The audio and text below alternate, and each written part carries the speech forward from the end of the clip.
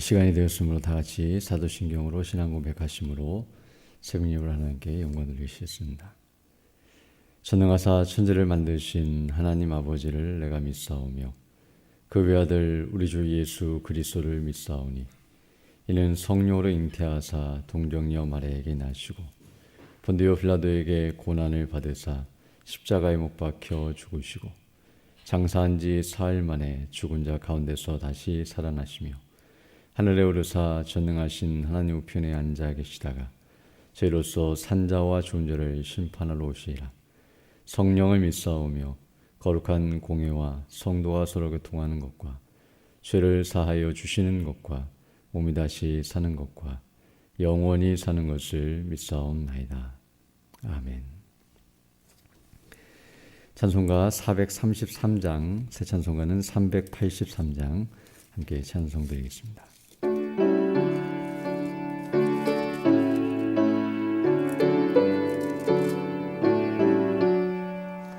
눈을 들어 산을 보니 도움 어디서 오나 천지 지은 주 여호와 나를 도와주시네. 너의 발이 실족치 않게 주가 깨어 지키며 택한 백성 항상 지켜 길이 보호하시네. 도우시는 하나님이 내게 그늘 되시니 낮의 해와 밤의 달이 너를 상치 않겠네. 내게 화를 주지 않고 오늘 보호하시며 너의 주님 지금부터 영영 인도하시리. 아멘.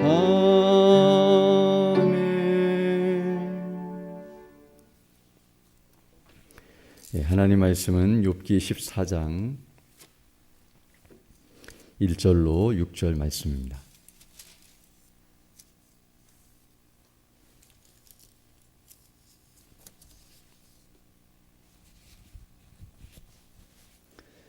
욥기 14장 1절로 6절 말씀 제가 봉독해 드리겠습니다.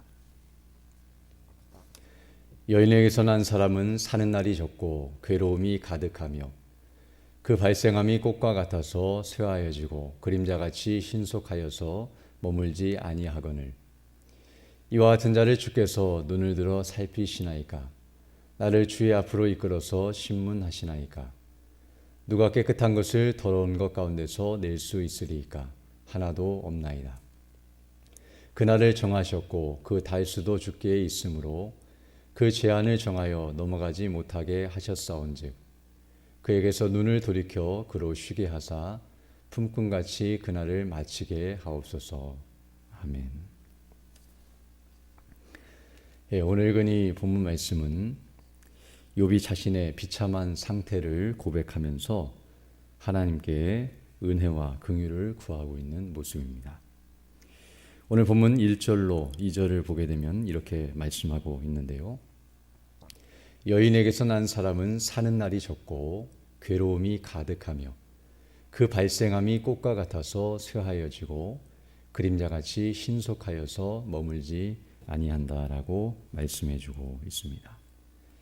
이 말씀을 통해서 욥은 인생이 덧없다는 사실을 가르쳐주며 오늘 본문에서 말씀하는 것처럼 인생의 그 날수가 그 연수가 짧고 그리고 그 짧은 연수 안에는 고통이 가득 차 있으며 또한 꽃과 같이 시들 수밖에 없고 또 그림자와 같이 신속히 지나가며 사라지는 그런 상태에 있다는 것을 말씀해주고 있습니다. 이것은 시편 90편 10절에서 모세를 통해서 하나님께서 말씀하신 것 같이 우리의 연수가 70이요 강건하면 80이라도 그 연수의 자랑은 수고와 슬픔뿐이요 신속히 가니 우리가 날아가나이다라고 말씀함과 같이 정말 하나님 앞에서 인생이 어떠한 존재라는 사실을 성경은 분명하게 가르쳐주고 있습니다. 그러면서 이제 3절을 보게 되면 이렇게 말씀해주고 있는데요. 이와 같은 자를 주께서 눈을 들어 살피시나이까 나를 주의 앞으로 이끌어서 신문하시나이까 라고 말씀함으로써 이렇게 인생은 가만히 두어도 그 자체가 힘들고 어려운데 특별히 하나님께서 눈을 들어 그를 살피시고 그 앞으로 이끌어서 신문하시는 것과 같이 이런 모든 고난을 주시는 것은 너무나 견디기 힘든 일이라고 말하고 있습니다. 그러면서 이제 4절을 보게 되면 욥은 누가 깨끗한 것을 더러운 것 가운데서 낼 수 있으리까 하나도 없나이다 라고 말씀하면서 정말 자신은 이와 같이 더럽고 부패한 존재라는 사실을 인정하며 고백하고 있습니다. 이런 욥의 고백을 통해서 우리는 그가 그동안 친구들 앞에서 자신은 의롭다고 주장한 바 있었는데요. 그것은 자신이 전혀 죄가 없는 완전한 의인이라는 것을 말한 것이 아니라 여전히 자신도 원죄와 자범죄를 가지고 있는 죄인이라는 사실을 인정하고 있음을 깨닫게 됩니다.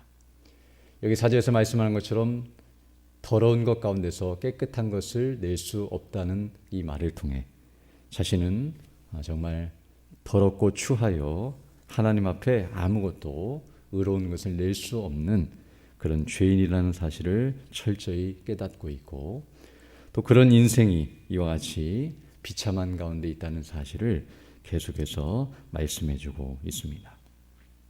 그래서 우리 잘 아는 것처럼 로마서 3장 10절로 12절에서 사도 바울을 통해서도 하나님께서 말씀하신 바 있는데요.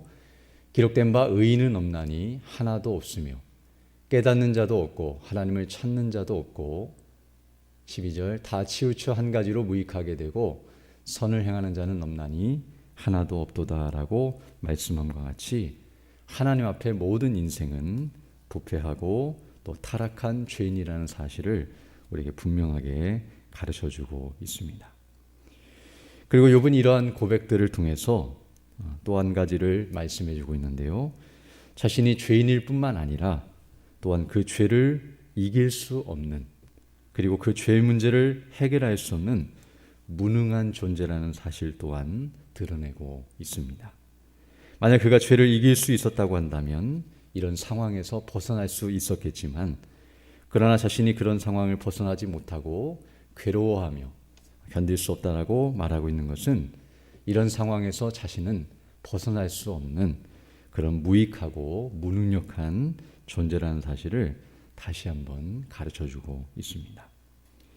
이처럼 하나님 앞에서 모든 인생은 부패한 죄인이요 또 아무것도 할 수 없는 소망 없는 인생이라는 사실을 다시 한번 깨닫게 됩니다. 욥을 포함하여 우리 모두도 바로 그와 같은 존재라는 것을 성경은 가르쳐주고 있는데요. 하나님께서 인정해 주실 정도로 의인이라 여겨지는 욥마저도 이렇게 고백한다면 우리는 어떠한다는 사실을 다시 한번 깨닫게 됩니다. 욥기 1장 8절에서 그와 같이 순전하고 정직하여 하나님을 경외하며 악에서 떠난 자가 세상에 없었다라고 하나님께서 사단에게 욥을 칭찬하고 있는 모습이 나오고 있는데요. 이와 같이 하나님 앞에서 의롭다고 칭함을 받을 만한 욥마저도 이렇게 하나님 앞에 아무것도 내세울 것이 없고 정말로 부패하고 어리석고 무능력한 존재라고 한다면 인생 모두가 바로 이런 처지와 환경 속에 있는 비참한 존재라는 사실을 다시 한번 깨닫게 됩니다. 그러게 욥은 오늘 본문에서 이와 같이 자신을 포함한 모든 사람들이 소망 없는 존재라는 사실을 인정하면서 그런 인생들 자체를 주목하지 아니하고 이제 눈을 들어 하나님을 바라보면서 은혜와 긍휼을 구하고 있습니다. 이것이 바로 하나님께 소망을 두고 그리고 그 하나님을 우러러보며 그분을 경외함으로 그의 뜻을 따라 하나님 앞에 나아가고 있는 모습이라는 것을 우리는 알 수 있습니다. 그래서 오늘 본문 5절로 6절을 보게 되면 이렇게 말씀하고 있는데요. 그날을 정하셨고 그 달수도 주께 있으므로 그 제한을 정하여 넘어가지 못하게 하셨사온즉 그에게서 눈을 돌이켜 그로 쉬게 하사 품꾼같이 그날을 마치게 하옵소서라고 말해주고 말씀하고 있습니다. 즉 5절에서는 그 날 그리고 그 달 앞에서 우리의 연수가 짧고 그 날이 신속히 지나간다고 말한 바 있는데요. 바로 우리의 사는 날이 이와 같이 하나님께서 정하셨고 또 제한을 정하셔서 그로 넘어가지 못하며 스스로 그것을 결정할 수 없게 만드셨다고 우리에게 증거해 주고 있는데요. 이것을 통해서 인생에 죽고 사는 것, 그 모든 날들과 그리고 그것이 바로 고난의 시간인데요. 이 모든 시간들은 사람이 결정할 수 있는 것이 아니라 하나님께서 결정하시고 주장하신다는 사실을 말씀해 주며 모든 것이 하나님의 주권에 있고 하나님의 뜻대로 이루어진다는 사실을 이와 같이 말씀해 주고 있습니다. 그러면서 말하기를 품꾼이 그 일을 마치고 쉬는 것과 같이 이제 자신에게도 그런 은혜를 달라고 간구하고 있는데요. 지금 이렇게 고난을 당하고 어려움 가운데 처해 있지만 이 고난을 멈추게 해주시고 그리고 잠시나마 쉴 수 있는 은혜를 베풀어 달라고 하나님께 간구하고 있습니다. 즉 고난을 당하여 어려움 가운데 있는데 이 고난을 자신 스스로도 해결할 수 없고 또 친구들도 도와줄 수 없는 그리고 인생들을 돌아봐도 어떠한 소망도 없다는 사실을 깨달으면서 오직 이 문제를 해결해 주시고 또 자신을 이 고난 가운데서 벗어나게 해주실 수 있는 분은 하나님 한 분밖에 없다는 사실을 주목하면서 바로 그분께 모든 걸 내어 맡기고 은혜와 긍휼을 구하고 있는 그런 성도의 자세라는 것을 우리에게 가르쳐주고 있습니다. 이처럼 욥은 이런 고난을 통하여서 먼저 자신의 죄인됨의 실상을 더 깨닫고 있다는 사실을 오늘 본문을 통해서 확인하게 되는데요.